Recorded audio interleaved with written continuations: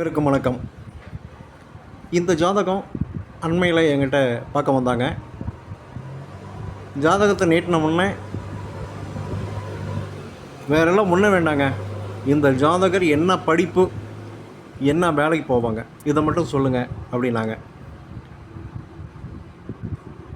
நான் வாங்கி பார்த்துட்டு கிரகங்களை அப்படியே ஆராய்ச்சி பண்ணிவிட்டு அப்படியே சொன்னேங்க. வயசை பார்த்தேன். இன்றைக்கி 28 வயசு முடிஞ்சிருச்சு.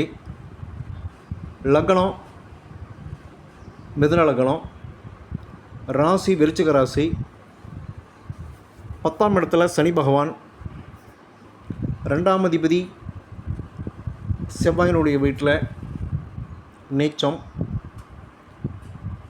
9-10 பரிவர்த்தனை, 9ஆம் இடத்துல செவ்வாய், கேது, குரு, சூரியன், புதன், 5 கிரகம் இருக்குது.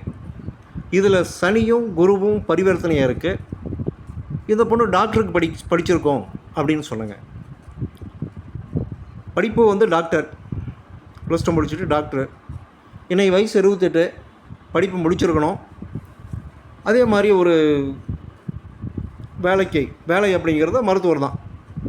ஒரு தனியார் ஆஸ்பத்திரிக்கோ இல்லை கவர்மெண்ட் எக்ஸாம் எழுதுறதுக்கோ ரெடி பண்ணிக்கிட்டு இருக்கோம் அப்படின்னு சொன்னேன். அவங்க 100க்கு 100 சரிங்க அப்படின்ட்டாங்க. அதுக்கப்புறம் தான் கல்யாணம் இதை பற்றி கேட்டாங்க. ஆனால் முதல் எடுத்த உடனே என்னை டெஸ்ட் பண்ணுறதுக்காக கேட்டாங்க, என்ன படிப்பு இருக்கும், என்ன வேலையாக இருக்கும் அப்படின்னு சொல்லி. என்னை பொறுத்த வரையிலும் மருத்துவ ஜாதகங்கள் நிறையா வச்சுருக்குறேங்க. அதில் என்னுடைய கணிப்பில் பார்த்தீங்க அப்படின்னா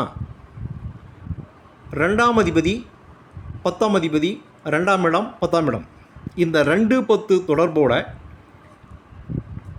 சனி செவ்வாய்க்கு அது தொடர்பு ஏற்பட்டுச்சுன்னா உறுதியாக மருத்துவ யோகம் அமையுதுங்க. மறுபடியும் சொல்கிறேன், 2-10, 2இல் உள்ள கிரகம் 10இல் உள்ள கிரகம், 2ஆம் அதிபதி 10ஆம் அதிபதி.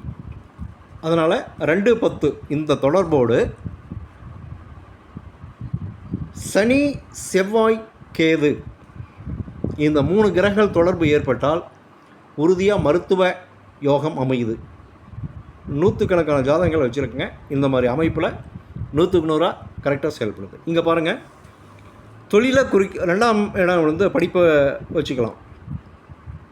சந்திரன் நீச்சமானாலும் தொழில் ஸ்தானத்தில் பாருங்கள் சனி பகவான் இருக்கிறார். அது யாருடைய வீடு? குருவனுடைய வீடு. அந்த குருவும் சனியும் 9-10 பரிவர்த்தனை. அப்போது அந்த பரிவர்த்தனை போது சனி 9க்கு வந்தார்னா டைரெக்டாக செவ்வாயோடையும் கேதுவோடையும் தொடர்பு ஏற்படுது. அதனால் உறுதியாக மருத்துவர் அப்படின்னு தாராளமாக சொல்லலாம்.